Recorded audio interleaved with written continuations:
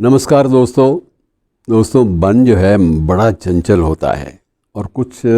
दार्शनिक तो ये भी कहते हैं कि मन जो है ये एक प्रयोगशाला की तरह से होता है जिसमें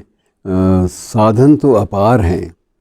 तांत्रिक साधन भी हैं, यंत्र भी हैं, मंत्र भी है, सब कुछ है, लेकिन दिक्कत ये होती है कि ये कभी भी एक स्थान पर टिकता नहीं है मन। और इसको और ज़रा अच्छे तरह से समझने के लिए मैं आपके सामने एक छोटा सा प्रसंग एक रखता हूँ कि एक बार क्या हुआ कि ये कई बार समझ में नहीं आती चीज़ कि गंगा नदी के किनारे एक शहर में 4 चोरों ने कुछ चोरी का सामान लिया और उन्होंने समझा कि चोरी जो हम करेंगे, चोरी का सामान हमें लेकर वहाँ से जाना भी पड़ेगा, कोई छोटा सा कस्बा है, जल्दी पकड़े ना जाएं, इसलिए ज़रूरी है कि चोरी का सामान लें और उसके बाद भाग जाएं। तो भागने का तौर तरीका उन्होंने एक दिन पहले रैकी की, गंगा किनारे गए, एक पुरानी सी नाव की पहचान की, निशानदेही की कि हम आधी रात को अंधेरे के वक्त आएंगे और चुपचाप इस नाव में बैठ के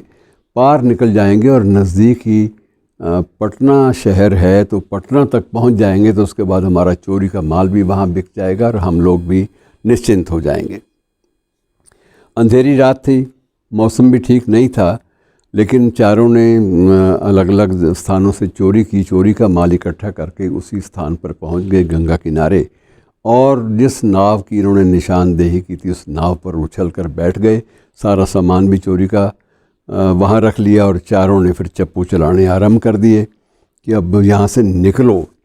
और चप्पू चलाते रहे, थोड़ी देर आगे गए तो आगे जाके थोड़ा सा हवाएं तेज़ चलने लगी, फिर भी उन्होंने चप्पू चलाना नहीं छोड़ा, निरंतर चलाते रहे ताकि कहीं किनारा आ जाए और पटना शहर नज़दीक कहीं पहुंच जाएंगे तो उसके बाद हमें आसानी होगी, चोरी का सामान भी वहाँ बिक जाएगा। और उसके बाद जब रात के गहरे अंधेरे में सिर्फ आवाज़ जो आ रही थी लहरों की या चप्पुओं की आवाज़ आ रही थी और तो कुछ था ही नहीं। और थोड़ी देर बाद अचानक हवा तेज़ हुई तो वो चारों भी ज़रा थोड़े से चौंक गए कि हमें तो अब ध्यान देना चाहिए, और वो और भी सावधानी के साथ धीरे धीरे चप्पू चलाने लगे ताकि हम अपने गंतव्य पे पहुंच जाएं। काफ़ी दूर निकल गए और जब थोड़ा सा उनका लगा कि अब उस शोरोगुल से बाहर आ गए हैं तो तब एक चप्पू चलाने वाला चोर जो था उसने कहा कि अब लगता है कि सुबह होने वाली है और थोड़ी देर में सुबह हो जाएगी। दूसरा बोला कि अब हमें पटना शहर के बड़े बड़े कुछ मकान भी दिखाई देने लगे हैं, इसका मतलब हम बहुत करीब चले गए हैं। और तीसरा बोला कि वैसे यार सभी शहर एक जैसे होते हैं, जैसे हमारा शहर वैसे ये शहर होगा, पटना कौन सा अनूठा शहर है, जैसे वहाँ हमारे मकान उस कस्बे में बड़े बड़े हैं, वहाँ भी बड़े बड़े मकान हैं जो दिखाई दे जाते हैं। अब चौथा एकदम चीखा ज़ोर से, अरे यारो सुनो, हम रात भर चप्पू चलाते रहे लेकिन हम वहीं खड़े हैं जहाँ से चले थे। कहते वो कैसे? कहते हम नाव की जब पाल था ना, नाव का रस्सी खोलना तो भूल ही गए और चप्पू चलाना हमने शुरू कर दिया। तो मित्रों, मन जो है